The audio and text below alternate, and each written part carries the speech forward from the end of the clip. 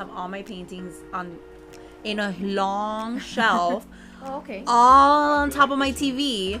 And it's like colorful. Like there's no theme because all my it's all the paintings kids, are yeah. here. And I'm like, what am I gonna do with them? Like I don't want to throw them out. Wait, to donate them to see if someone buys them in Goodwill? You could paint over them and have the kids use them again too. Like if they're not paint White, black paint or paint white over it, you could do that. I didn't think of that. Mache. There's actually a lot of things you could do with canvas. You could take the actual the canvas off and use the wooden frame for a lot of different projects. Like take the canvas off and just stain the wood under there. Okay. You can make a box with it. You can talk to me. So you're asking me what I do. Those are the things that I do. Like at home, you can ask him. I literally have a whole dresser that I bought that has all of the art stuff that we own, and me and Kylie will make vases. I refurbish mirrors, trash pick, and just right now I'm working on a jewelry box and a desk. So I'd like to do that, and I'd like to have enough inventory of like the handmade things that we're making. Okay. They're not handmade like kindergartners made them. Right. Just to clarify, like they're projects that we put together on a budget, and they're nice home decor. So budget finds that you kind of redo, That's the furniture, and then we also just make stuff, vases out of popsicle sticks or this, but you stain the wood and now it looks like a boho vase in your home with a few plants. Where the heck are all these pictures? I haven't posted them. Where is it on your Etsy store? That's what I'm trying to do. So we're making enough inventory. What is trying? Trying is Etsy. You can do it with one thing. Yes. So I was trying to have 20 cents. What's 20 cents? 20 cents per listing. Oh. That's all they charge. And a percentage. I didn't realize that. I want to have an Etsy store with with inventory and that's what we've been working on. And obviously furniture is more like local, right? Because it's bigger. Yeah. So we've me and my sister-in-law have done a couple of pieces. We've sold them locally, but it's fun. I would like to see the pieces because not that I'm rich, but I'll post them. It's gonna be more consistent. I promise. Oh my god! Can I broker your artwork? Broker. He's gonna be a broker now. You could broker my artwork as long as you don't turn out to be like what's the thing that we found, babe? Who's brokering?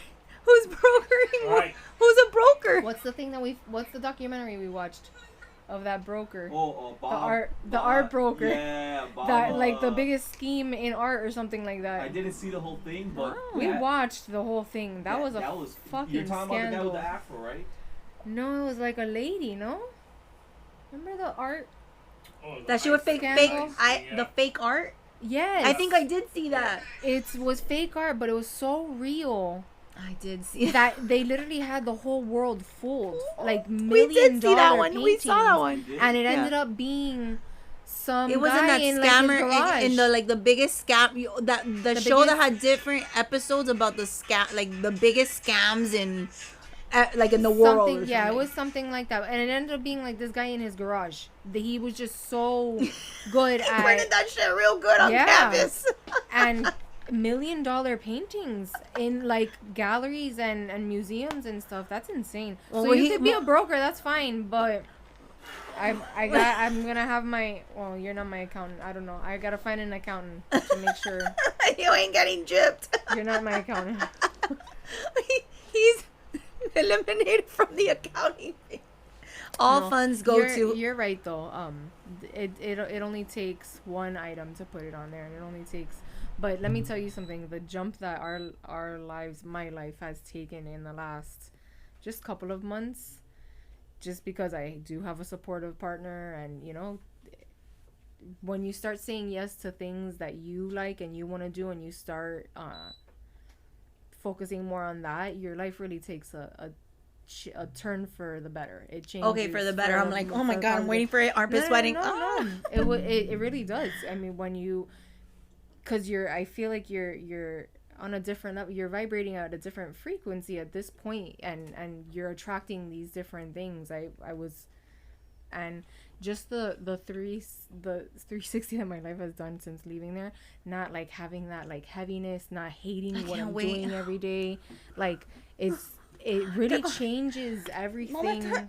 When you're positive, like, you just start attracting different things. I can't wait to do that, to say hi boss, bye boss.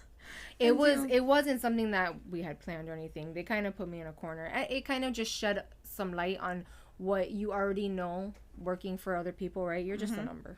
When you're working for somebody else, you're working for them. You're working to make money for them. So it just kind of shed some light on that kind of situation. Being somewhere for so long, putting so much into what you do, working so hard, and then when a small request is made, it's like, no, you're crazy, sorry. And it's like, whoa, really? Like, my life literally has been dedicated to X, Y, and Z. So then that's when I guess you have a choice to make. And like I said, I'm lucky to have a partner that decided to do this for himself years ago. And, you know, he kind of pushed me in the direction to, like, hey, you got to be happy. Like, right. You can't be a good mom. You can't be a good partner. You can't be a good daughter, sister, niece if you're not taking care of yourself, or if you're just miserable all the time. So. Yeah, because that all vibrates back to the house. Like, you're gonna come home miserable, and like then you're gonna be miserable. Yeah. It was taking 2 hours to get to work, 2 hours to get home from work. That's unproductive time. It's ridiculous. Yeah, it's ridiculous. And like, then to get when home, they mandate, like, now everyone got the taste of working from home. That's exactly what it was. Companies have now seen how productive people are when they don't have to commute an hour. That's exactly in traffic. What it was. I could not see myself physically doing that commute anymore. To get to work grumpy. And let me tell you something. Working from home, I woke up at the time that I needed to wake up. Wait. Let's talk about that. Roll done. Out of bed. Yeah, my coffee in was your pajamas. Done. If I was getting a call at 8:00, I would answer my call at 8:00 without a problem. When I was physically in an office, 2 hours of being grumpy as hell trying to get to work on a train, sitting through traffic, you had walking. to take a train? I took the Metro Rail. So I would drive to the Metro Rail. Obviously, there's traffic. Get on the Metro Rail. Then walk. That would be hell of a miserable couple blocks. Yeah. So did you have a gin when you were in there too? Because of that, I mean, I might as well. That might have helped a few days. No, but so then when you get to work at 8:00, you're not. Your phone's ringing. You're not gonna answer it. You're gonna say, "Not until I've had my coffee." Right. And you have your coffee and you say hi to everybody. By the time Why you start does working, make it's people like feel 10, so good? 10:30. It's not. It's just in your head, but it's You fine. think so? Okay. Yeah, but it's fine. I'll still drink it. I'll still go with it. I'll drink the coffee. But 10:30 is when I'm starting working. Sorry. So you're losing me for those 2 hours that I just now spent on the train. Like, it's just people got a taste of, like you said, just a different way of life, a slower way of life. A way of life where you can spend time with your family, drop them off at school, or make their snack when they get home, or help them with their homework. And I just couldn't. For some people, they like the hustle and bustle and the busy life, but I'm not. I'm a homebody. I'm a slow like, I like to live life like that. You remind me of someone I know. Where you went on vacation? My backyard. No, I'll go on vacation. What do you mean? No, I'll go on vacation. What do you mean your backyard? You just want to sit in the pool? No, I'll go on vacation. That's not a problem. but no, I mean, now they're like, companies are obviously, they're wanting to go back to business as usual, and it's gonna be really hard. It's gonna be really. I know that where I worked, at least, lost a lot of people for that reason, because. And how much more productive, because I don't have people like, hey, how was your weekend? Like, that's like 3 hours lost just on conversating with catching up. It is. And I think when you treat people like adults, they tend to act like adults. So, like, somebody not micromanaging you over your shoulder, or popping their head in just to make sure, you know, like, I'm an adult. You hired me to do my job as an adult. I understand not everybody that is an adult acts like one, but, you know, I think that for me, I don't like that. I don't do well like that. I don't do well with you poking your head in and checking in every once in a while. Partly because I procrastinate a lot, but when I do my job, it'll be done by the time it needs to be done, and it'll be perfect because I'm a perfectionist. But I still leave it to the very last minute. So when you're popping your head in and you're asking me, you're kind of pissing me off. No, I haven't started it yet, but I'll get it to you. Don't worry. I agree. I've been very lucky to have my manager, for example, she's out of California, so there can't be too much. We like you said, we're hired as we're adults, and you know, if things don't get done, complaints will come in. Yeah. And then that's how you're held accountable. Like, that's just the reality of it. But yeah, I don't know. The minute they say Monday through Friday to the office, I had a very hard decision to make. I had a very hard decision to make, and it took a lot of crying and sitting down and talking and looking at a budget and deciding, And let's talk about crying. Because we had this discussion. Apparently, we cry for everything. I do. I do too. Oh, okay. I don't know if it's. I watch a movie every night, and it doesn't matter what movie it is. Yeah. I'm like crying. Yeah. I was watching this movie called Eon. It's about like 2050 in the future. It's about some chick that is like killing people, and then at the end, someone dies, and I'm like bawling. Like I cry at TikToks. Like it's. But the thing is that it's share the tears with your significant other? Do you cry together? Have you cried together? I do not know how to hide my tears. So, like, if it's something super silly, like a puppy that's just really cute, I try really hard to not show. But apparently I do this thing with my nostrils. Him and Kylie both know from across the room that I'm already crying. What does the nostrils look like? So it pisses me off. I guess I flare them. I don't know. So it pisses me off because I'm like, if you see me from across the room, just let me be. Let me wipe my tears and be on my merry way. You don't have to point it out. Oh my God, every single time that I'm crying. I was watching a movie and my husband's like, babe, you okay? I'm like, just let me be. Let me cry in peace. I'm like, yeah, you want me to tell you I'll cry for a movie? I'm crying for a movie. Let me just cry in peace. Yeah, no, I do. I cry a lot. But it's not always because I'm sad. Like, I have to explain to Kylie, like, these are happy tears. They just got married. Or these are happy tears. They found each other after so long. There you go. But yeah, I cry a lot. I attribute it to, like, so you don't cry in, like, specific places. It can be anywhere. Like, everywhere. Like, it's everywhere. It's everywhere. So, like, my job was really hard. So because I cried in the train. I would have to regulate, like, well, I worked with, like, highly sensitive cases and people in very sensitive situations where, like, I needed to get them to safety or this or that. Gosh. So sometimes listening to their stories, I actually got pretty good at regulating during that time. But that's why, so, like, I think that's why I'm extra emotional out of work, because I have to be so in control of my emotions. My God, that's hard. That's stressful. Whoa.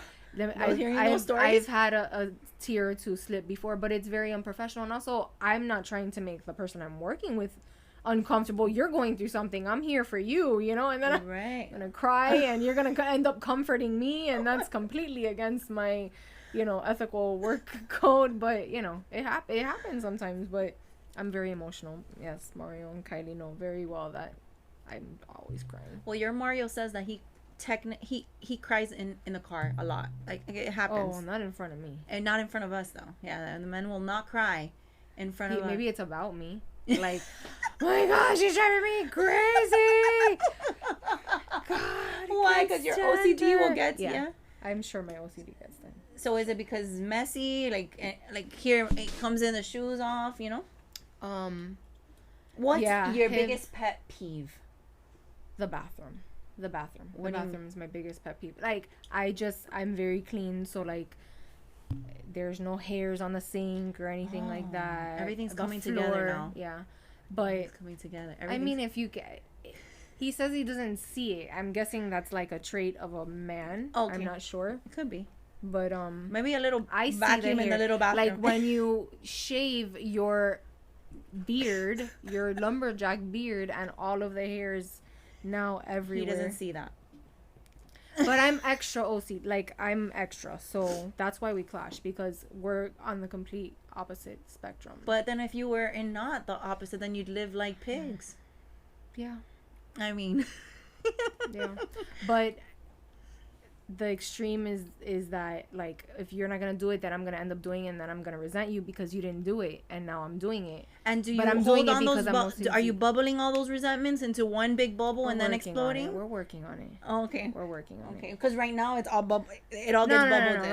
Right now we've talked. Okay. Hey.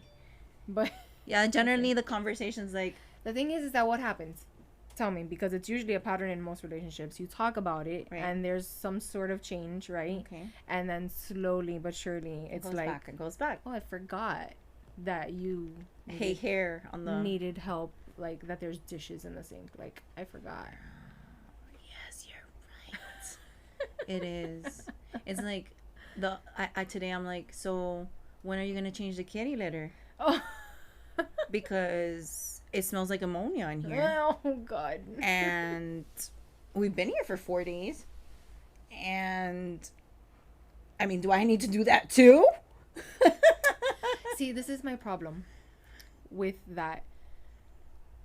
I feel like we're learning a lot today. I feel like the incompetence is used to their advantage.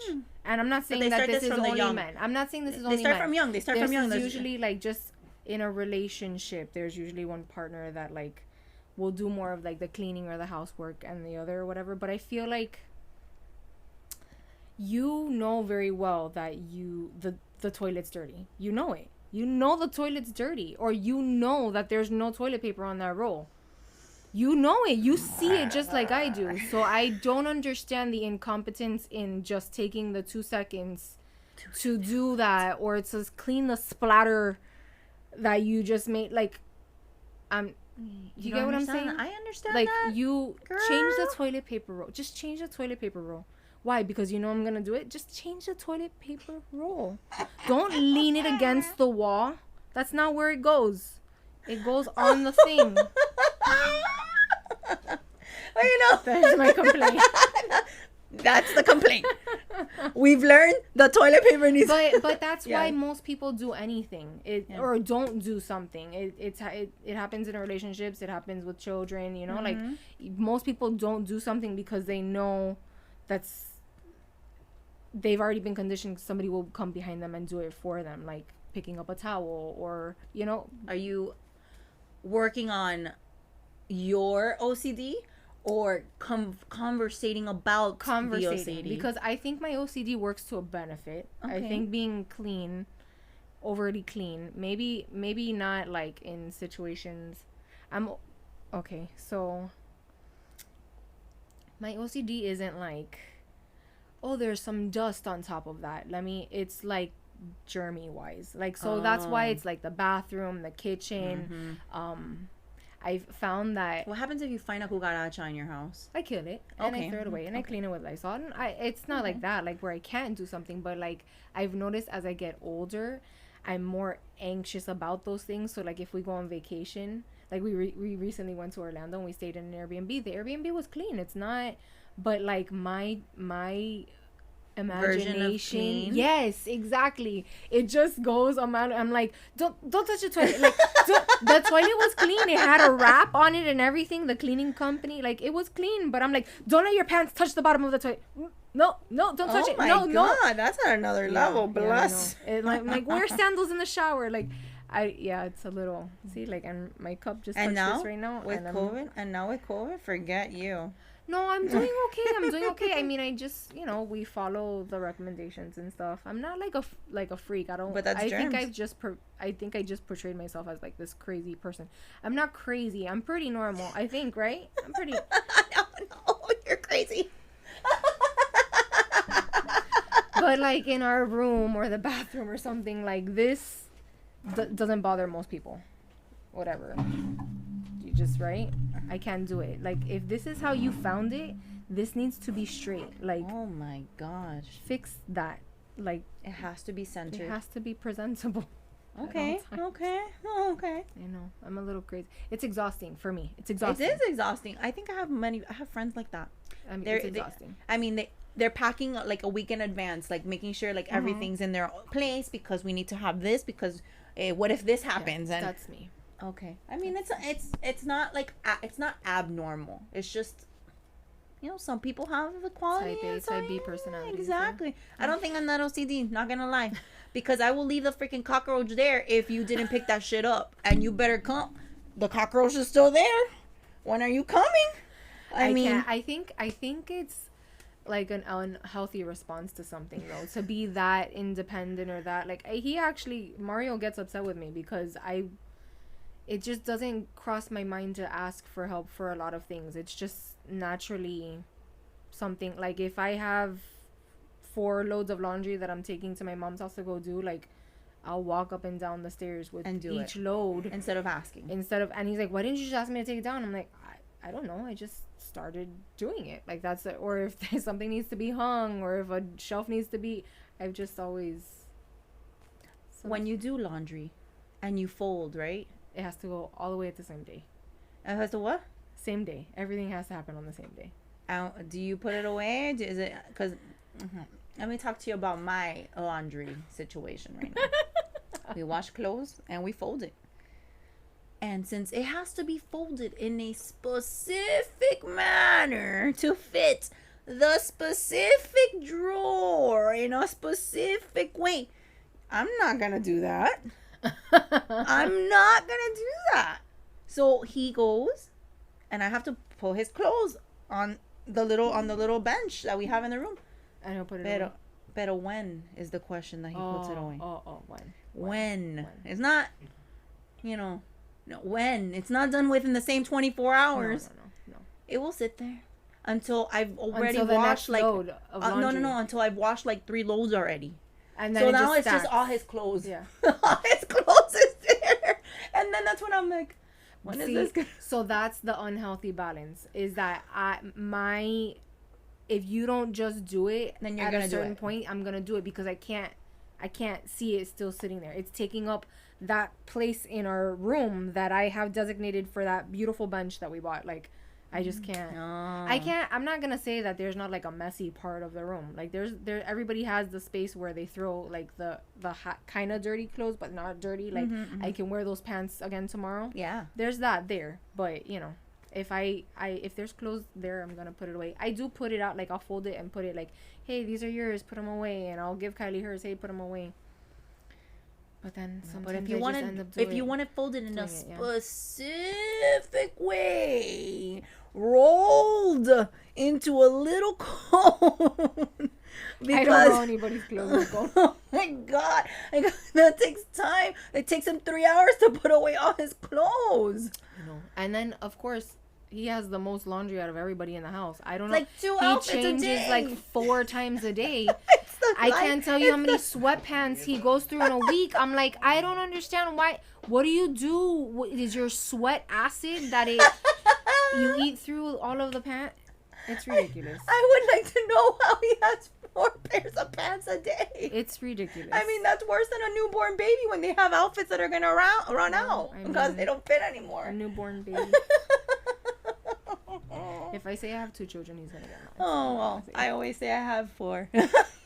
Don't have to worry about that. Oh, that's a lot of kids. That's a lot. Don't ask me how I do it. I don't even know. We talked about what we consider long-term relationships and how to keep that relationship going. Okay. So, what do you think is what's considered in your eyes long-term? A long-term? I would say anything after like a year, right? Like a year is pretty consistent of a living together, not living together. It depends, right? I think it depends on the situation because I think you could be long-term and you consider yourself in a long-term relationship. Yeah. Yeah, me too. We've been together for almost 10 years now. So. Oh my goodness. I know. Not officially. Officially almost 9, but okay. Almost 10. Yeah. Okay. And how do you handle the debate is an actor? Is he an actor or does he just want attention? Like a attention whore or actor? I think you have to have... That was a debate. I think you have to have a certain amount of that quality of wanting attention on you to pursue that career path. Mm-hmm. So I think one is a qualifier for the other. I don't think that you could be like a shy person that doesn't want any eyes on them and decide that you want to be an actress. So I think that you support what he's doing right now with his career and everything good, right? Because he's a comedian and he knows that he's getting his. He didn't decide that that's what he wanted to do until after we were together. So I didn't meet him. Oh, okay. I mean, he's always been like into the arts and he's been in bands, and I knew that he was artsy fartsy and all of that stuff. He was in the band. He plays every instrument that you can. What did he go to band camp? Oh no, not that band. Like bands, like like friend bands. Oh my god! Not marching bands. He He wasn't marching. No, not marching. Oh my goodness, that would have been amazing. I'd like to see that. So he's played instruments. Okay. He knows I've always supported him. Okay. It hasn't always been the easiest, but. What has been the hardest thing? I think this is like a roast. No, like a roast. No, I think the hardest part of like what he does for a living is that it goes back to what we were talking about earlier. You have to fill your own cup. You have to love yourself. So you can't be with somebody who is in the limelight, who gets a lot of attention from men, from women. I mean, right. You know, who's good looking, who's pursuing the path that he's pursuing, and not sometimes doubt your own confidence and your own. So if you don't pour there's been times, there's seasons in every relationship, and there's been seasons in our relationship where maybe I wasn't taking care of myself as I should have, or maybe he wasn't taking care of himself as he should have, and it directly affects that. So like for me, for instance, if I'm not taking care of myself and confident in just like the clothes that I'm putting on or the things that I'm doing, or you know, if I'm not feeling my best, it wears on me because I know the kind of attention that he gets whether I'm there or not. I'm not the type of person that is super demanding of him in regards to like, I want to know what you're doing, where you're going, who's gonna be there. I want to see your, which you could easily be that way. Yeah, I want to see your direct messages. I want to see your text messages. We obviously every relationship has their hiccups, but I try really hard to not be like that towards him. I think we both know that there has to be some sort of trust, but it's hard with his kind of career. Yeah. So I've noticed when I feel more confident. I feel like myself, that when he goes to play golf and it's a whole bunch of what girl's wearing the golf outfit? I want to know. Send the picture. Let me see what's going on in the background. FaceTime and I've never tried to like FaceTime and catch him in anything, or like send me a picture of where you're at. I've never, but in the seasons where I'm not taking care of myself like I should. You know, you make a really good point there. I agree with that. The taking care of yourself, and then it reflects on how you feel. If you're confident, for instance, I had not been back to the gym consistently since I had Kylie. Had not. And I've gone up and down in my weight, but I've lost weight and I've never actually gone to the gym to do it. So a couple months ago, I started back at the gym. My friend was like, just go with me. It's an all women's gym. So I started. Just that little bit of activity and feeling better, and your legs are firmer, and you could put on a pair of shorts, or I'm 5 pounds away from my goal weight, you feel better about yourself. Yep. And so he's gonna leave the house and he might be gone until 11 o'clock at night because they're filming something or whatever, but now, you know, I'm like, he's comes back home to me, like it just it's a different it's just a different mentality. It's just, I'm not saying that you're always going to be that confident. I'm not saying that's always going to be the issue, but you just have to remember, and I'm preaching a lot. I don't always, you know, like you don't always follow your own advice. It's something that you have to actively work on. Right. But when you make yourself aware of it, then you can start to work. Well, I hope this podcast, you can replay it and then you can be self-aware. And then I'm going to tell you a story about when I was probably like 30 pounds overweight. And then Mario went to a golf event and he takes a picture with I guess like the server girls, and literally he's just going like, you know, because they're all in the picture. I'm like, you were doing what? It's not easy. You were where? It's you remember that day? You remember that day? It's not easy.